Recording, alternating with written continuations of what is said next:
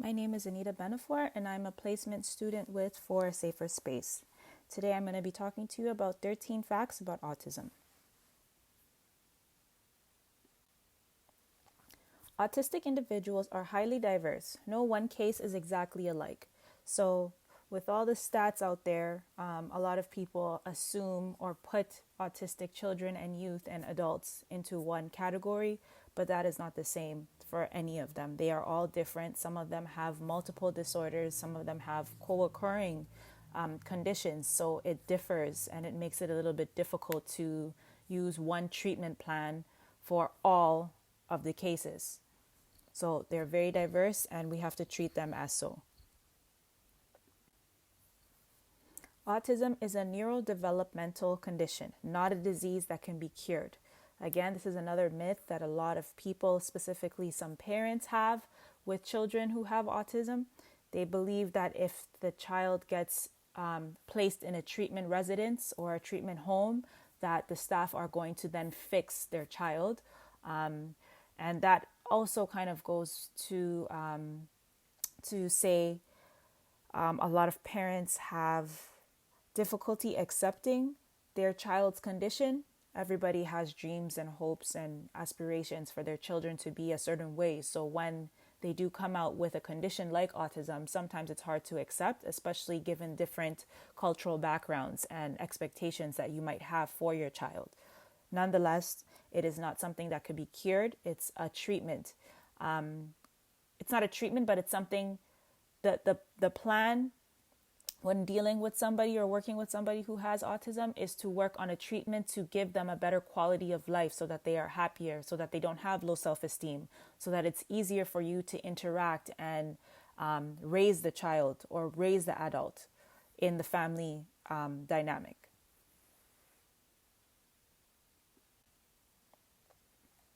There is no known cause or set cause of autism syndrome disorder.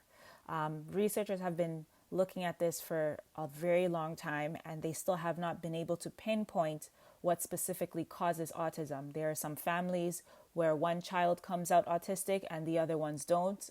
Other families, all the children are autistic. There isn't a specific pinpoint to something causing autism. There has been studies to show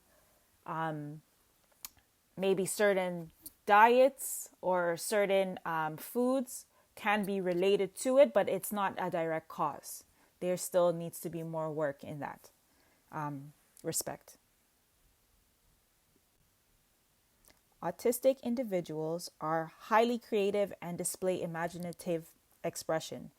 So, with my experience in this community, the children that I do work with, I find that they are highly intelligent.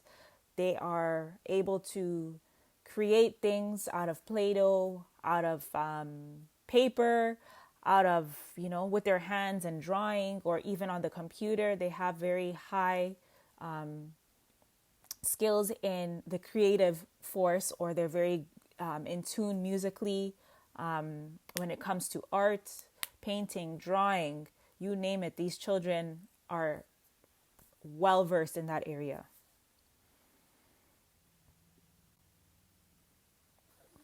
You cannot grow out of autism. So that kind of correlates to my previous points about autism and finding cures. Autistic children have this condition. It's a lifelong condition, but it makes them beautiful. It makes them unique. So once the caregivers and the family and the parents can be on board with a treatment plan to better assist them, to make their lives easier so that they can understand their child and the diagnosis, it makes it for a very, I wouldn't say easier, but it makes it more, you're able to go through the day-to-day with the child than to have this understanding that the child will be fixed one day and be quote unquote normal, because autistic children are normal. They're just normal in their way.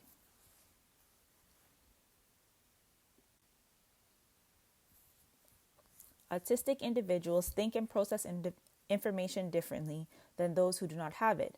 It may take a bit longer to digest things, but that doesn't mean that they are slow or they they don't understand. You might need to repeat things over to them. You might need to give them some time to process things. I have a client that I work with that might not understand what is happening in the direct moment, but he might process it a week or two later, months later, 3 days later, hours later. And when he does finally understand it, he will talk about it out loud. And then we process and we unpack with him and we discuss, the feelings that he's feeling.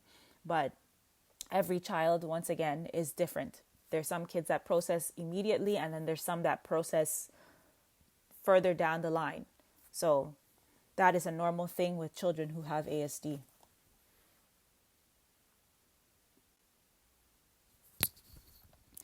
Autism is characterized by impaired ability to engage in social relationships, which can affect one's ability to keep and maintain friendships.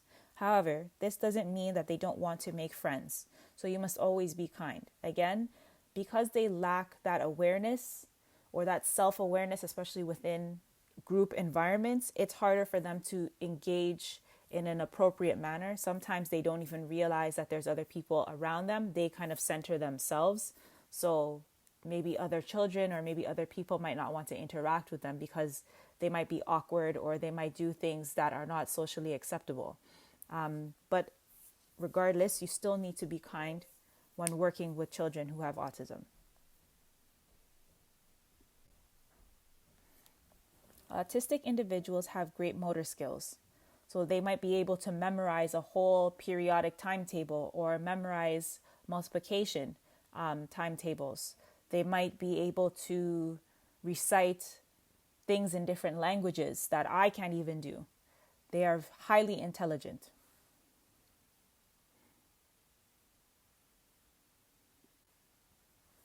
Autistic individuals have exceptional memory.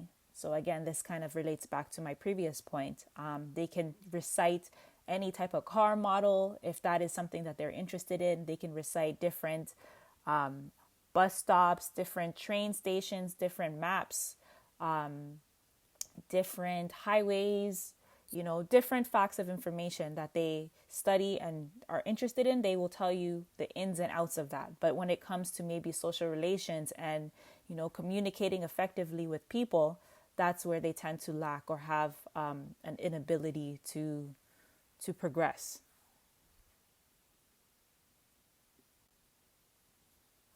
Autistic individuals differ in three main areas: focus and attention, thinking and processing, and reaction to sensory needs. So when you think of an autistic child, you might see them being highly energetic, or they just can't sit down.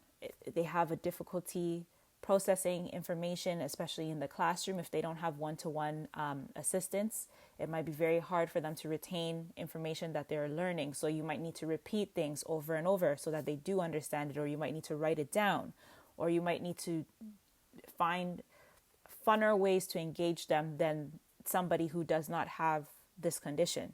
Also, because their attention span might be shorter, or because they might have other disorders like ADHD, for instance, you need to find ways to engage them in a way that they can retain information or focus that doesn't bore them or tire them out.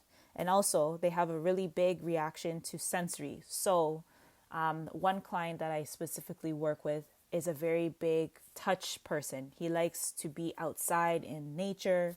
He likes to touch, grass, sand, water.